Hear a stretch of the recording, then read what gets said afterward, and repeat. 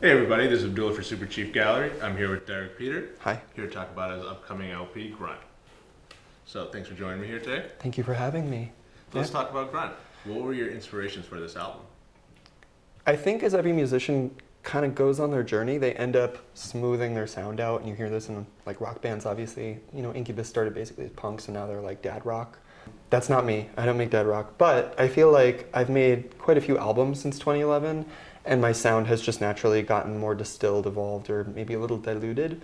So with Grunt, I wanted to go back to some of the first ways that I thought of making music, with really heavy, noisy edits and kind of really almost like childish cut and pastes of sound, where it was just kind of like glitchy skips. But I wanted to sort of remember the root of my sound with this record, and so these kind of heavy, chunky edits are all over the place in this record. This is your 8th album, right? Mm-hmm.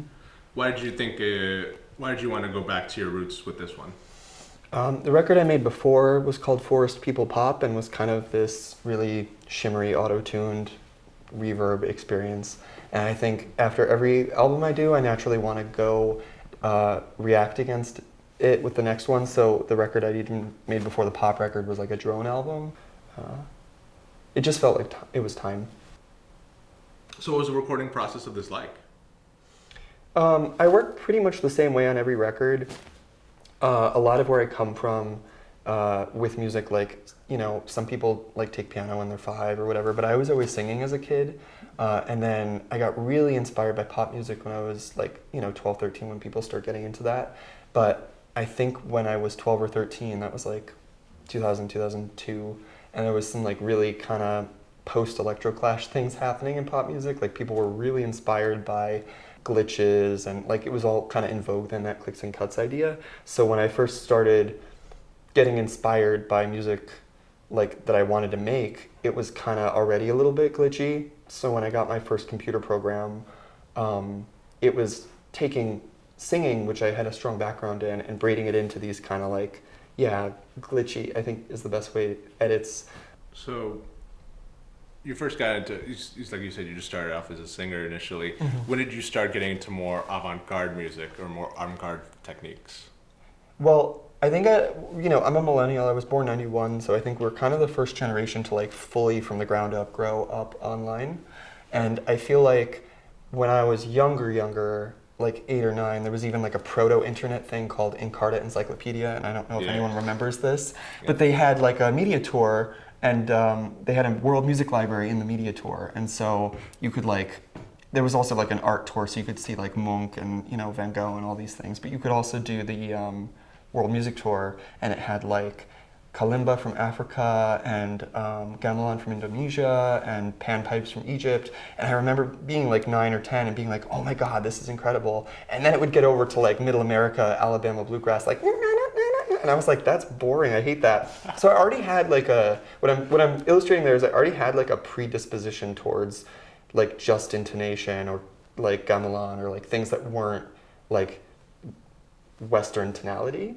So that was my first kind of introduction to sounds that were not like rock guitar or like Broadway, whatever you have access to as a young person. Right. And then the internet kind of happened, and I think just by going into like, I remember being like 12 and Googling Peking opera and hearing like, and like all my friends were like sitting in the computer lab like laughing at me, like, why are you listening to that?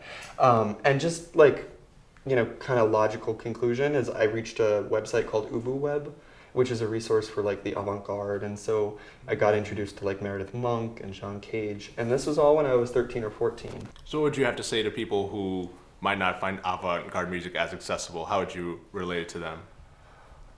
Well, one of my goals with Grunt was to treat this album as noise, but not noise that was harsh, shocking, or brutal, but noise that was like inviting or kind of like left the listener feeling empowered rather than kind of assaulted or something. So, and I think I've had pretty positive experiences around that, especially with the live performances. I'm totally like aware of the, idea that avant-garde music is like, can be really dry and like a, unforgiving, or like you need to read the liner notes to get it, but I've never taken that approach with my music. Like I think a lot of the stuff that I was listening to, as a young person, I still listen to it today, like this indigenous music or the gamelan or like the kalimba stuff or the Peking opera. It's all folk music. And it might sound really unusual to someone who maybe doesn't necessarily have background in that, but it's all music of the people. Do you feel like your identity as a queer individual is reflected in this album? I feel kind of two ways about this because I think it's, you know, it's a little in vogue to be like genderqueer or gender fluid now. Like it's something people are definitely either feeling okay to do and validating themselves, or like, you know, there's posers with every movement like watching that that's in vogue and like stepping forward and being like, well, I'm genderqueer. So I feel a little like funny about being like, I'm queer, buy my album. But I also feel like it's not fair on me to pass as a straight white male. And I think press photos I maybe did 2 or 3 years ago where I was like in a gray hoodie, in a V-neck, like short hair, totally could pass for someone on the internet as a straight white male. And I don't want that privilege card. I want to earn, like, I want a blog to cover me because they want to cover me, not because it's like, oh, this like 20-something straight white male like is a producer. Like, I'm just at a place where I like don't want to lie or don't want to lean on privilege anymore. And it's not necessarily about me like outing myself as genderqueer, because that's not totally how I feel. I think everyone within themselves doesn't feel attached to the binary like 100% of their life. I think it's totally like something you maybe feel one day or you don't the next. You know, it's like, I don't think it's like set in stone for any one person.